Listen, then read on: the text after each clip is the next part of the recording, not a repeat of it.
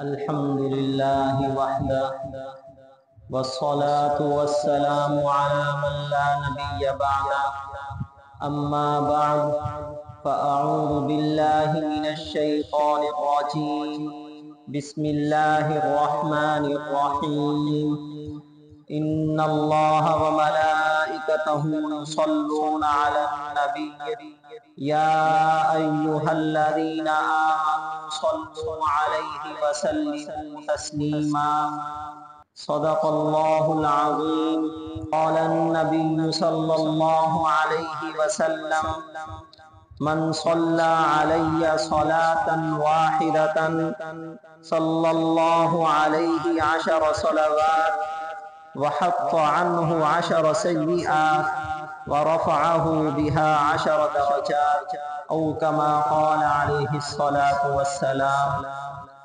میرے انتہائی واجب الاحترام بھائیوں، بزرگوں اور دوستوں، رسول اللہ صلی اللہ علیہ وسلم کا اس امت پر چوتھا حق یہ ہے کہ آپ صلی اللہ علیہ وسلم پر کثرت کے ساتھ درود پڑھا جائے۔ آپ صلی اللہ علیہ وسلم کے لیے کثرت کے ساتھ درود بھیجا جائے، یہ آپ صلی اللہ علیہ وسلم کا اس امت پر چوتھا حق ہے۔ اس عمل کی بڑی فضیلت و اہمیت ہے۔ یہ ایسا عمل ہے جو مقبول بھی ہے، محبوب بھی ہے، نہایت آسان بھی ہے، اور اس کا اجر و ثواب بہت زیادہ ہے۔ اللہ تعالیٰ فرماتے ہیں ان اللہ وملائکتہ یصلون علی النبی، بے شک اللہ اور اس کے فرشتے درود بھیجتے ہیں رسول اللہ صلی اللہ علیہ وسلم پر۔ اے ایمان والو، تم بھی رسول اللہ صلی اللہ علیہ وسلم پر درود بھیجو اور خوب سلام بھیجو۔ اللہ تعالیٰ نے قرآن پاک میں بہت سارے احکام بیان فرمائے، نماز، روزہ، حج، زکوٰۃ، لیکن کسی حکم کے بارے میں اللہ تعالیٰ نے یہ نہیں فرمایا کہ میں بھی یہ کام کرتا ہوں لہذا تم بھی یہ کام کرو۔ اللہ تعالیٰ نے قرآن پاک میں بہت سارے انبیاء علیہ السلام کی توصیفیں، تعریفیں بیان فرمائیں، انبیاء علیہ السلام کے اعزاز اور اکرام بیان فرمائے۔ حضرت آدم علیہ السلام کو اللہ تعالیٰ نے پیدا فرمایا، پیدا فرمانے کے بعد فرشتوں کو حکم دیا اسجدوا لآدم کہ تم آدم علیہ السلام کو سجدہ کرو، لیکن اللہ تعالیٰ نے کسی نبی کے اعزاز میں، کسی نبی کے اکرام میں یہ نہیں فرمایا کہ میں بھی یہ کام کرتا ہوں لہذا تم بھی یہ کام کرو۔ یہ اعزاز صرف رسول اللہ صلی اللہ علیہ وسلم کے لیے ہے۔ اللہ تعالیٰ نے درود بھیجنے کی نسبت سب سے پہلے اپنی طرف کی، اس کے بعد فرشتوں کی طرف کی، اس کے بعد ایمان والوں کو حکم دیا کہ تم بھی رسول اللہ صلی اللہ علیہ وسلم پر درود بھیجو۔ اور اس آیت سے درود بھیجنے والوں کی فضیلت بھی ثابت ہوئی کہ جو کام اللہ تعالیٰ خود کرتا ہے، اس کے فرشتے کرتے ہیں، اس کام میں اللہ تعالیٰ نے ان درود بھیجنے والوں کو شریک فرما لیا۔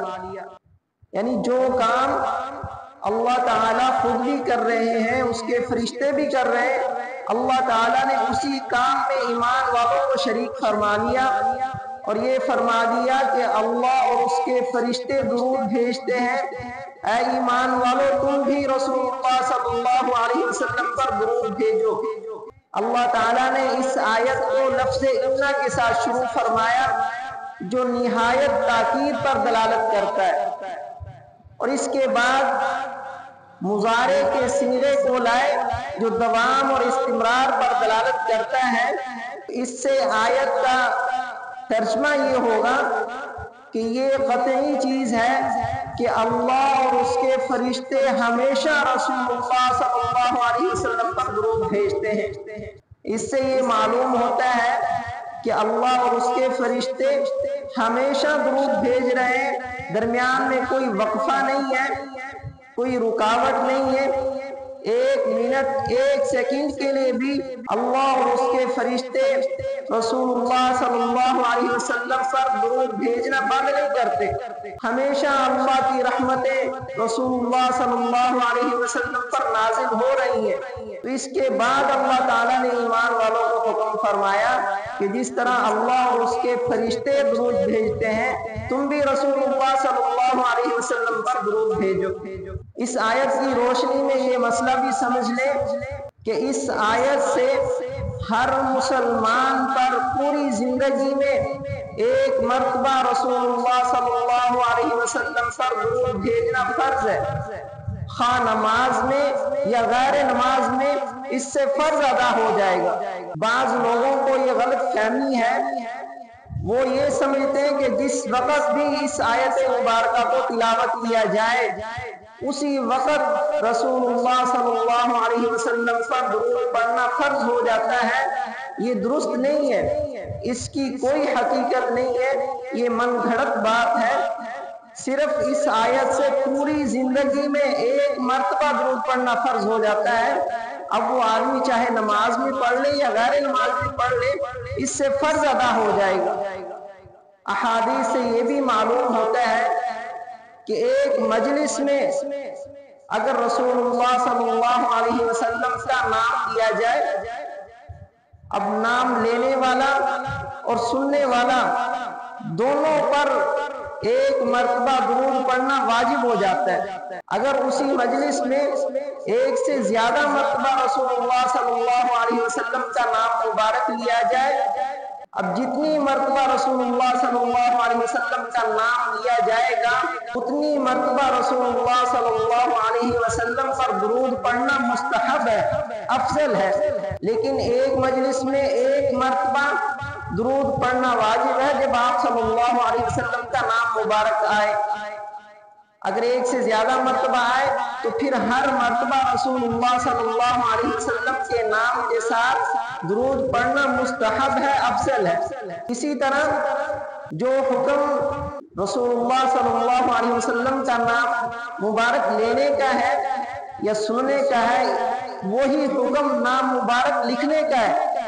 ایک مجلس میں ایک مرتبہ رسول اللہ صلی اللہ علیہ وسلم کا نام مبارک لکھا جائے تو اس کے ساتھ درود لکھنا بھی واجب ہے۔ اگر ایک مجلس میں ایک سے زیادہ مرتبہ رسول اللہ صلی اللہ علیہ وسلم کا نام مبارک لکھا گیا تو ہر مرتبہ رسول اللہ صلی اللہ علیہ وسلم کے نام مبارک کے ساتھ درود لکھنا مستحب ہے، ایک مرتبہ واجب ہے۔ ایک سے زیادہ مرتبہ رسول اللہ صلی اللہ علیہ وسلم کے نام مبارک کے ساتھ درود لکھنا مستحب ہے، افضل ہے۔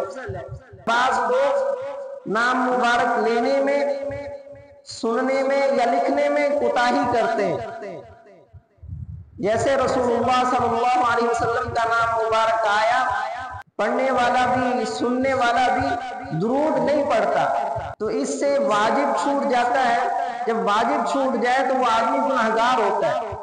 اسی طرح لکھنے میں یہ کوتاہی کرتے ہیں کہ رسول اللہ صلی اللہ علیہ وسلم کے نام مبارک پر ایک صاد لکھ دیتے ہیں، چھوٹا سا صاد، یا تھوڑا سا بڑھا کر سلام لکھ دیتے ہیں۔ اس سے نہ واجب ادا ہوتا ہے نہ مستحب ادا ہوتا ہے۔ اس طرح صاد لکھنے کا یا سلام لکھنے کا کوئی فائدہ نہیں ہے، واجب بھی چھوٹ جاتا ہے، مستحب بھی چھوٹ جاتا ہے اور یہ آدمی گناہگار ہوتا ہے۔ رسول اللہ صلی اللہ علیہ وسلم نے ایسے لوگوں کے بارے میں جن کے سامنے رسول اللہ صلی اللہ علیہ وسلم کا نام مبارک لیا جائے، یا لکھنے والوں کے بارے میں جو رسول اللہ صلی اللہ علیہ وسلم کا نام مبارک لکھتے ہیں لیکن درود نہیں لکھتے، سنتے ہیں یا درود نہیں پڑھتے، ان کے بارے میں ارشاد فرمایا کہ جس شخص کے سامنے میرا نام لیا جائے پھر وہ مجھ پر درود نہ پڑے، وہ آدمی بخیل ہے۔ بخیل ہونا یہ گنہگار ہونے کی علامت ہے۔ ہمارے دین میں بخل بری عادت ہے، بری خصلت ہے، تو اس لیے ہمیں بخل سے بچنا چاہیے۔ جب بھی رسول اللہ صلی اللہ علیہ وسلم کا نام مبارک پڑھیں یا سنیں یا لکھیں، اس وقت ہم رسول اللہ صلی اللہ علیہ وسلم پر درود پڑھیں۔ اسی طرح آپ صلی اللہ علیہ وسلم نے فرمایا کہ جس شخص کے سامنے میرا نام لیا جائے اور وہ مجھ پر درود نہ پڑھے، اس کی ناک خاک آلود ہو جائے۔ ناک خاک آلود ہونے کا مطلب ہے ذلیل و خوار ہونا، یعنی رسول اللہ صلی اللہ علیہ وسلم یہ بد دعا دے رہے ہیں کہ جو آدمی میرا نام مبارک سنے پھر مجھ پر درود نہ پڑے، وہ ذلیل و خوار ہو جائے۔ آپ صلی اللہ علیہ وسلم نے ایک بہت بڑی فضیلت بیان فرمائی کہ جو رسول اللہ صلی اللہ علیہ وسلم کا نام مبارک لکھے اور پھر اس کے ساتھ درود بھی لکھ دے، اس کے لیے بہت بڑی فضیلت بیان فرمائی ہے۔ آپ صلی اللہ علیہ وسلم نے ارشاد فرمایا کہ جو شخص میرا نام لکھے اور اس کے ساتھ درود بھی لکھ دے، جب تک درود لکھا رہے گا اس وقت تک اللہ کی رحمتیں اس پر نازل ہوتی رہیں گی اور فرشتے اس کے لیے برابر استغفار کرتے رہیں گے۔ کتنی بڑی فضیلت ہے! اگر وہ درود 100 سال تک لکھا رہے، 100 سال تک اللہ کی رحمتیں نازل ہوتی رہیں گی، فرشتے اس کے لیے استغفار کرتے رہیں گے۔ اگر وہ درود 1000 سال تک لکھا رہے، 1000 سال تک اللہ کی رحمتیں اس پر نازل ہوتی رہیں گی، فرشتے اس کے لیے استغفار کرتے رہیں گے۔ ہم محدثین کو دیکھ لیں، جنہوں نے حدیث کی کتابیں لکھی، انہوں نے ہر حدیث میں جب بھی رسول اللہ صلی اللہ علیہ وسلم کا نام مبارک آیا، انہوں نے ساتھ صلی اللہ علیہ وسلم لکھا، درود لکھا۔ ان کتابوں کو لکھے ہوئے ہزار سال ہو گئے، اس سے زیادہ ہو گئے ہیں۔ اب جب تک وہ کتابیں موجود رہیں گی، اس وقت تک ان محدثین کو، ان لکھنے والوں کو اللہ کی رحمتیں ان پر نازل ہوتی رہیں گی اور فرشتے ان کے لیے استغفار کرتے رہیں گے۔ ایک کتاب ہے القول البدیع، اس کتاب میں ایک واقعہ نقل کیا ہے۔ امام جعفر بن عبداللہ رحمہ اللہ کہتے ہیں، میں نے مشہور محدث امام ابو زرعہ رازی رحمہ اللہ کو خواب میں دیکھا کہ وہ آسمان پر فرشتوں کو نماز پڑھا رہے ہیں، ان کی امامت کر رہے ہیں۔ میں نے ان سے پوچھا کہ یہ عالی مقام مرتبہ کیسے حاصل ہوا؟ ابو زرعہ رازی رحمہ اللہ نے فرمایا کہ میں نے اپنے اس ہاتھ سے 10 لاکھ حدیثیں لکھی ہیں، اور جب بھی میں رسول اللہ صلی اللہ علیہ وسلم کا نام مبارک لکھتا، ساتھ درود بھی لکھتا، اس کی برکت سے اللہ تعالیٰ نے مجھے یہ مقام عطا فرما دیا۔ اسی طرح ایک اور واقعہ اسی کتاب القول البدیع میں لکھا ہے۔ امام ابو علی حسن بن علی عطار رحمہ اللہ کہتے ہیں، مجھے ابو طاہر نے حدیث پاک کے چند اجزاء لکھ کر دیے۔ میں نے ان میں دیکھا کہ جہاں کہیں بھی رسول اللہ صلی اللہ علیہ وسلم کا نام مبارک لکھا تھا تو انہوں نے ساتھ صلی اللہ علیہ وسلم تسلیما کثیرا کثیرا لکھا تھا۔ میں نے ان سے وجہ پوچھی کہ یہ کیوں لکھتے ہو؟ ابو طاہر رحمہ اللہ نے فرمایا کہ میں 9 عمری میں حدیثیں لکھا کرتا تھا، رسول اللہ صلی اللہ علیہ وسلم کے نام مبارک کے ساتھ درود نہیں لکھتا تھا۔ ایک مرتبہ خواب میں مجھے رسول اللہ صلی اللہ علیہ وسلم کی زیارت ہوئی، آپ صلی اللہ علیہ وسلم کی خدمت میں حاضر ہوا، میں نے سلام عرض کیا، آپ نے منہ پھیر لیا۔ میں نے دوسری جانب ہو کر چہرہ انور کے سامنے سلام پیش کیا، آپ صلی اللہ علیہ وسلم نے منہ پھیر لیا۔ میں نے تیسری مرتبہ پھر سلام پیش کیا، میں نے عرض کیا، یا رسول اللہ آپ مجھ سے کیوں اعراض فرما رہے ہیں؟ آپ صلی اللہ علیہ وسلم نے فرمایا کہ تو اپنی کتاب میں میرا نام لکھتا ہے لیکن ساتھ درود نہیں لکھتا، اس وجہ سے میں اعراض فرما رہا ہوں۔ تو ابو طاہر کہتے ہیں اس وقت سے لے کر آج تک جب بھی میں نے کوئی حدیث لکھی، جب بھی میں نے رسول اللہ صلی اللہ علیہ وسلم کا نام مبارک لکھا تو ساتھ صلی اللہ علیہ وسلم تسلیما کثیرا کثیرا لکھا۔ تو اس وقت سے یہ میری عادت بن گئی ہے۔ ایک صحابی ہے کعب بن عجرہ رضی اللہ عنہ، وہ فرماتے ہیں کہ رسول اللہ صلی اللہ علیہ وسلم نے ہمیں ارشاد فرمایا کہ منبر کے قریب ہو جاؤ۔ ہم لوگ منبر کے قریب ہو گئے۔ آپ صلی اللہ علیہ وسلم نے جب منبر کے پہلے درجہ پر قدم رکھا فرمایا آمین، جب دوسرے پر قدم رکھا پھر فرمایا آمین، جب تیسرے درجہ پر قدم رکھا پھر فرمایا آمین۔ آپ صلی اللہ علیہ وسلم نے خطبہ ارشاد فرمایا۔ خطبہ ارشاد فرمانے کے بعد نیچے اترے تو ہم نے عرض کیا یا رسول اللہ، آج ہم نے منبر پر چڑھتے ہوئے آپ سے ایسی بات سنی جو پہلے کبھی نہیں سنی۔ آپ صلی اللہ علیہ وسلم نے فرمایا کہ اس وقت جبرائیل علیہ السلام میرے سامنے تشریف لائے، انہوں نے 3 بد دعائیں کی، اور ان 3 بد دعاؤں میں سے ایک بد دعا یہ تھی، انہوں نے فرمایا کہ جس شخص کے سامنے آپ کا نام مبارک لیا جائے پھر وہ آپ پر درود نہ پڑے وہ ہلاک ہو جائے۔ اس پر آپ صلی اللہ علیہ وسلم نے فرمایا آمین۔ اب دیکھیں کہ حضرت جبرائیل علیہ السلام جیسے مقرب فرشتے کی بد دعا کیا کم تھی کہ اس کے اوپر رسول اللہ صلی اللہ علیہ وسلم نے آمین کہہ کر اس بد دعا کو کتنا سخت بنا دیا۔ تو اس لیے جب بھی ہمارے سامنے رسول اللہ صلی اللہ علیہ وسلم کا نام لیا جائے ہم درود پڑھیں، جب بھی ہم رسول اللہ صلی اللہ علیہ وسلم کا نام لکھیں ساتھ درود بھی لکھیں۔ درود پڑھنے کے اور لکھنے کے بہت سارے فضائل رسول اللہ صلی اللہ علیہ وسلم نے بیان فرمائے ہیں۔ آپ صلی اللہ علیہ وسلم ارشاد فرماتے ہیں من صلی علیہ صلاۃ واحدہ صلی اللہ علیہ 10 صلوات وحط عنہ 10 سیئات ورفعہ بها 10 درجات۔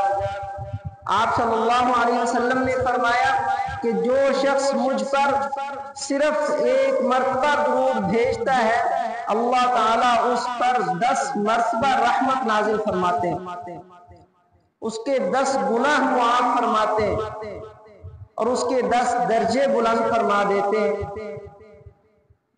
اب دیکھیں کہ اللہ تعالیٰ کی صرف ایک رحمت ساری دنیا کے تمام انسانوں کے لیے کافی ہے، لیکن رسول اللہ صلی اللہ علیہ وسلم فرماتے ہیں کہ اگر کوئی شخص صرف ایک مرتبہ مجھ پر درود پڑھتا ہے اللہ اسی وقت اس پر 10 رحمتیں نازل فرما دیتے ہیں۔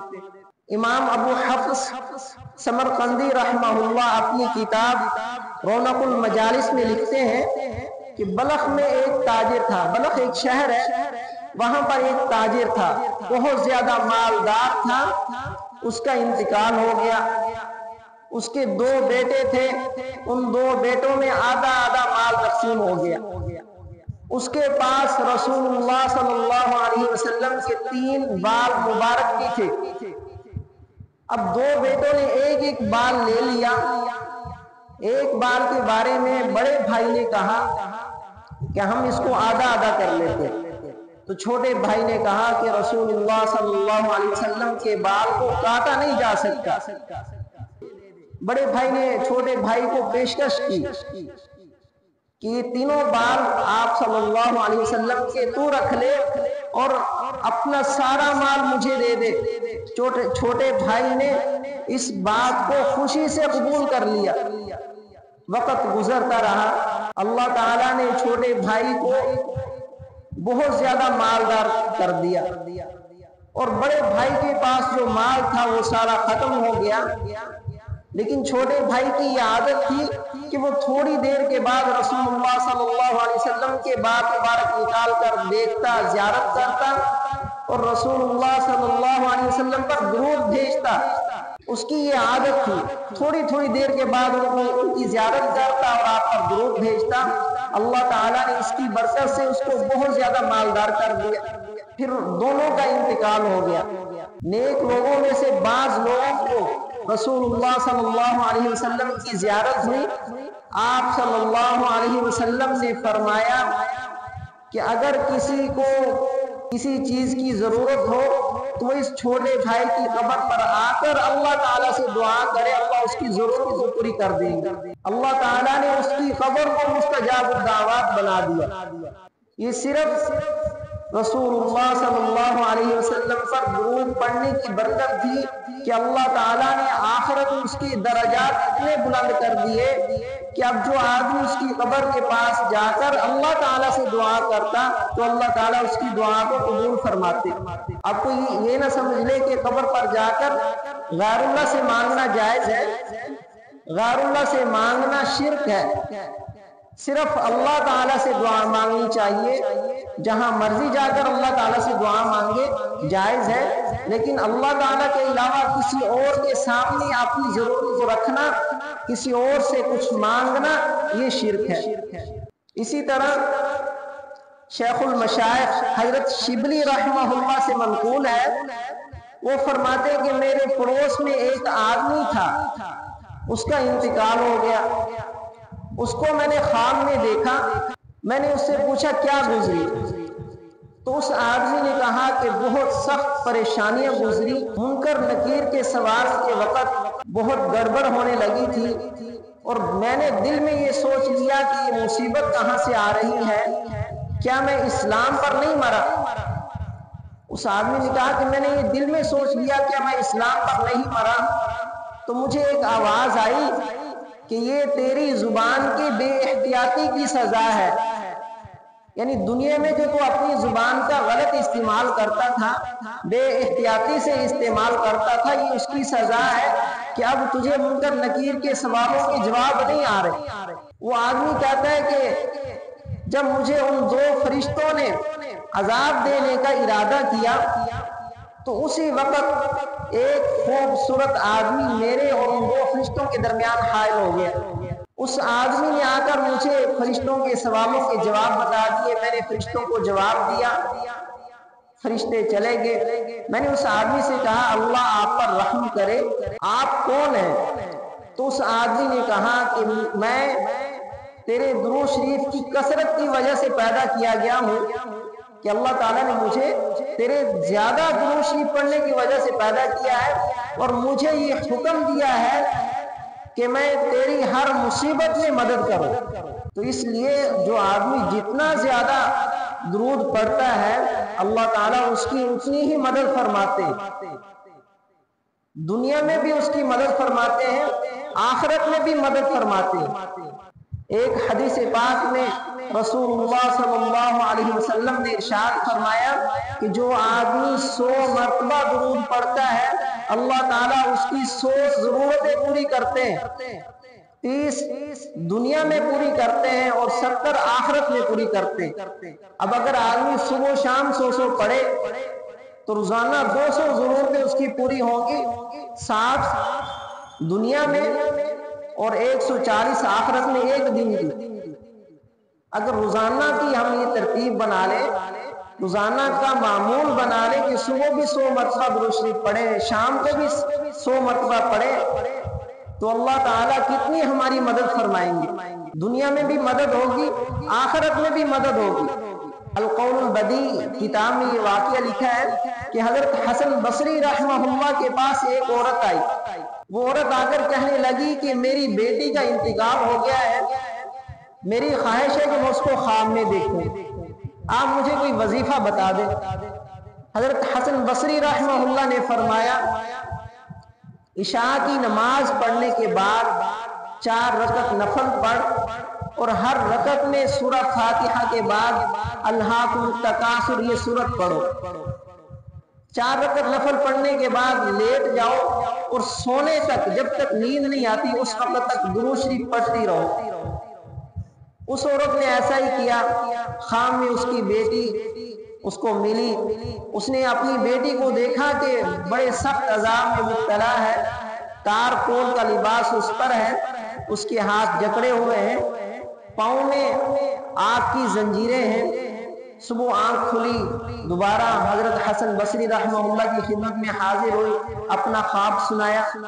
حضرت حسن بصری رحمہ اللہ نے فرمایا کہ تو اللہ تعالیٰ کے راستے میں صدقہ دے، شاید اللہ تعالیٰ اس صدقے کی برکت سے تیری بیٹی کو معاف فرما دے۔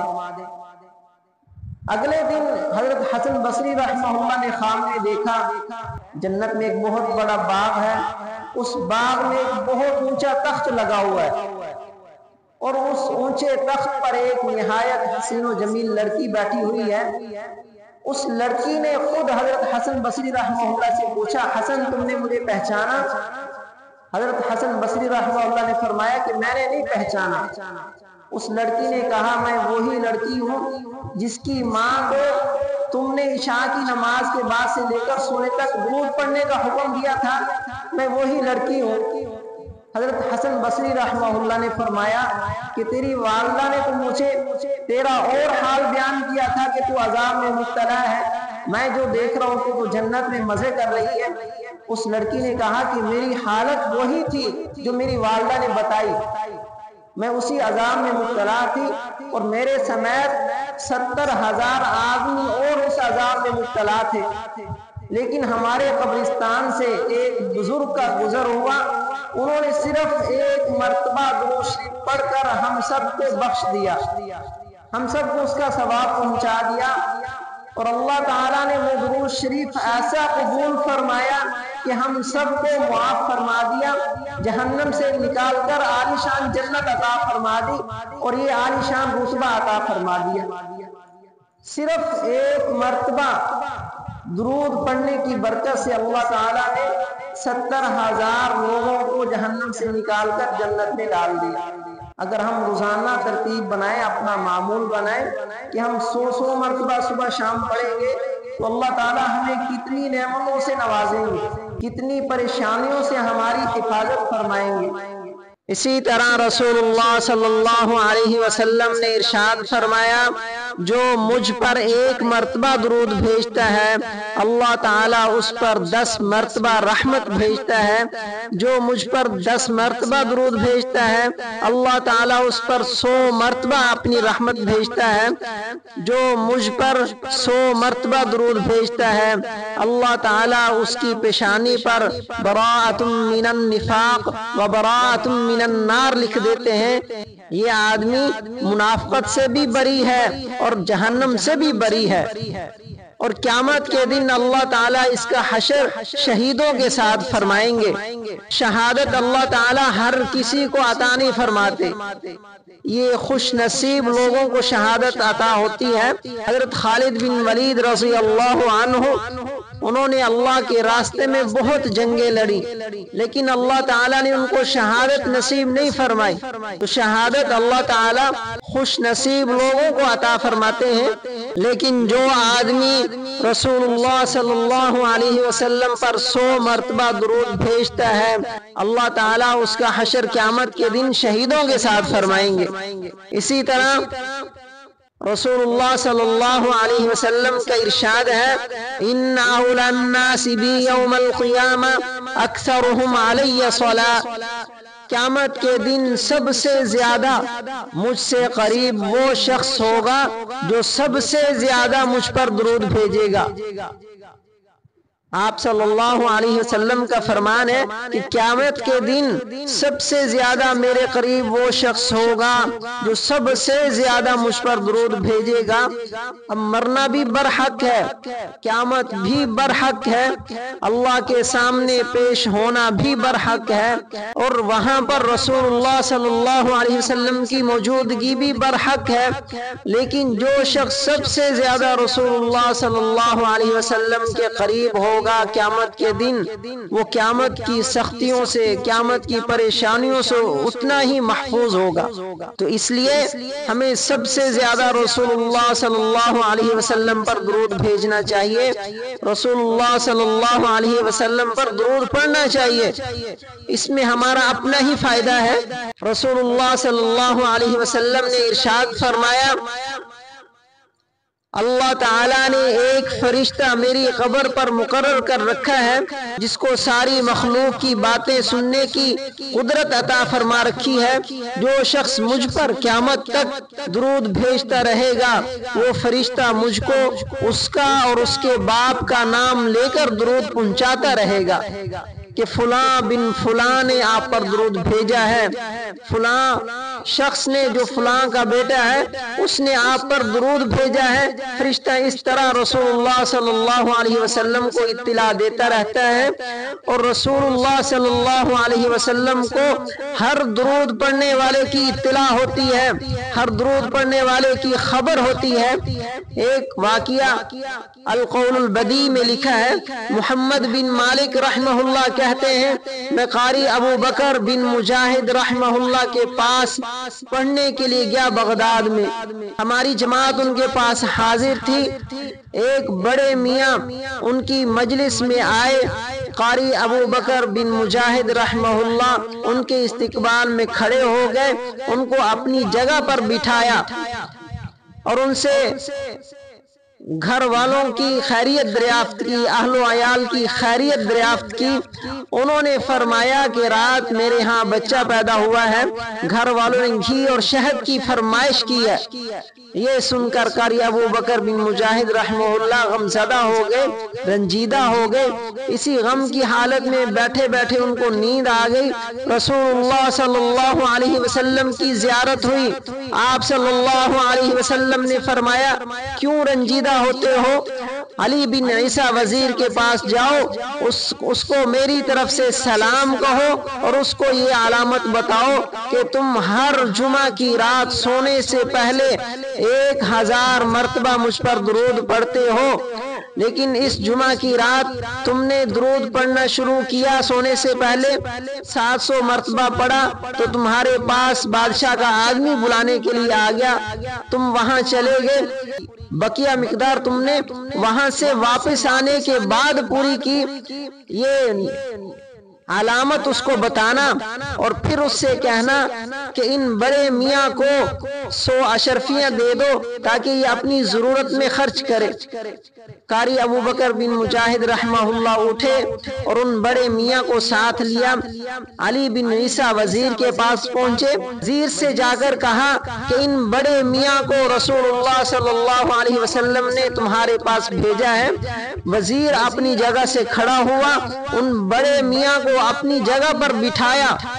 قاری ابو بکر بن مجاہد رحمہ اللہ نے اپنا خواب سنایا تو اس نے اپنے خادم سے کہا کہ صندوق لے کر آؤ جس میں 10,000 اشرفیاں تھیں۔ اس نے 100 اشرفیاں نکال کر ان بڑے میاں کو دی۔